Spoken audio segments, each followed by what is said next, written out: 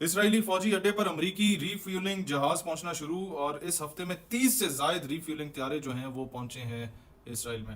اور امریکی فوج کی سینٹرل کمانڈ نے ایران کے خلاف مختصر اور طاقتور حملوں کا منصوبہ تیار کیا. یہ this is what American media is seeing. اور جو الارمنگ سچویشن ہمارے لیے ہے وہ کیا ہے کہ بھارتی فوج نے پاکستان بارڈر کے ساتھ نقل و حرکت میں تیزی کر دی ہے. بختر بند گاڑیوں اور فوجی ساز و سامان منتقل کیے جا رہے ہیں. سمجھ آئیے کچھ؟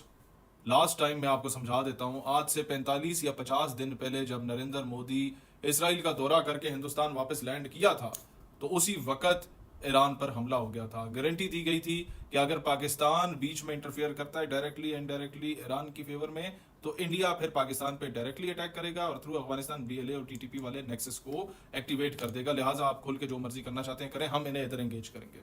اب ان لوگوں نے کیا کیا کہ اگر دوبارہ اٹیک وہاں پر ہوتا ہے تو پچھلے سال والے آپریشن بنیاد المرصوص کا بدلہ ہندوستان پاکستان سے لینے کے لیے تیار بیٹھا ہوا ہے سندور 2.0 کے نام پہ.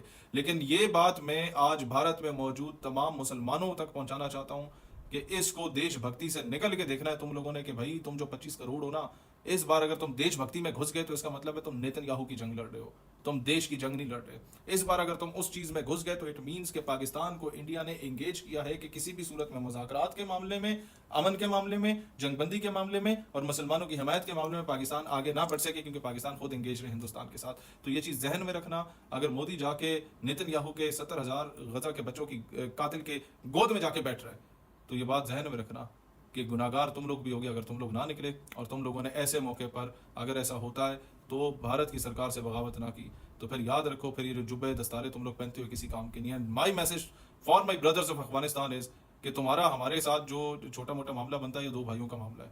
ہمارا مسئلہ صرف B L A T T P کے ساتھ ہے. آپ لوگوں کے ساتھ ہماری دوستی بھائی آ رہی ہے اور یارانہ ہے، 40 سال ہم اکٹھے رہیں. یہ ذہن میں رکھنا کہ ہمارے جو آپس کی جنگ ہے وہ دو بھائیوں کی جنگ ہے. لیکن اگر اس وقت انڈیا آپ کو استعمال کرے گا جب ایران پہ اٹیک ہو جائے اور انڈیا یہاں سے اٹیک کر دے ہم پہ، تو اٹ مینس کہ اگر آپ بیچ میں گھستے ہیں تو آپ بھی اسرائیل کی جنگ لڑ رہے ہیں. یہ پھر حق و باطل کی جنگ یا دو ملکوں کی جنگ نہیں ہوگی، یہ پھر اسرائیل کی پاکستان کے ساتھ جنگ ہوگی اور آپ اس کے اعلی کار ہوں گے.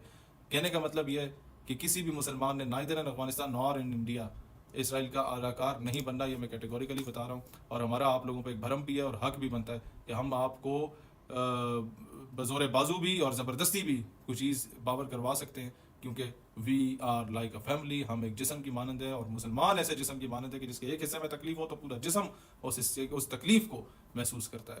اخوت اس کو کہتے ہیں. جبے کانٹا جو کابل میں، تو ہندوستان کا ہر پیر و جوان بے تاب ہو جائے. Thank you very much.